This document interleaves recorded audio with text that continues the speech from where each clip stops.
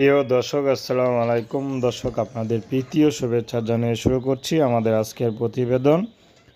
তো দর্শক, আজকে আমরা এক অসহায় মেয়ের গল্প তুলে ধরব, যার নাম হচ্ছে তানিশা। তানিশার এই মুহূর্তে একটা জীবনসঙ্গী দরকার। তানিশার বিয়ে হয়েছিল, একটা মেয়ে বাবু আছে, কিন্তু তানিশার স্বামী তানিশাকে ফেলে রেখে চলে যায়।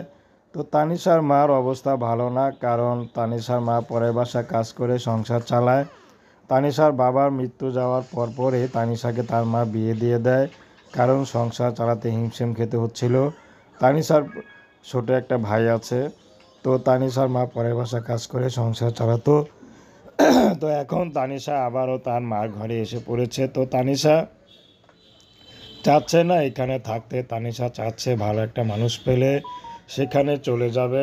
যেহেতু তানিশার বিয়ে শাদী হয়েছিল, তো তানিশাও চাচ্ছে যদি বিবাহিত কোনো পুরুষ এই মুহূর্তে তাকে গ্রহণ করতে চায়, সব কিছু জেনে তানিশা যেতে রাজি আছে।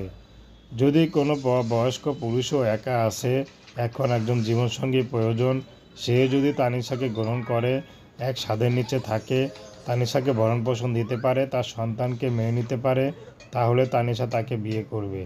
তানিশার কোনো পছন্দ নেই, ছেলের পছন্দে তানিশার পছন্দ। তো প্রেম ভালোবাসা, সাহায্য সহযোগিতা, বিয়ে শাদী করা একান্ত আপনাদের ব্যক্তিগত ব্যাপার। আসুন আমরা ৫ ওয়াক্ত নামাজ পড়ি, সর্বদা দেশের সেবা করি। আসসালামু আলাইকুম।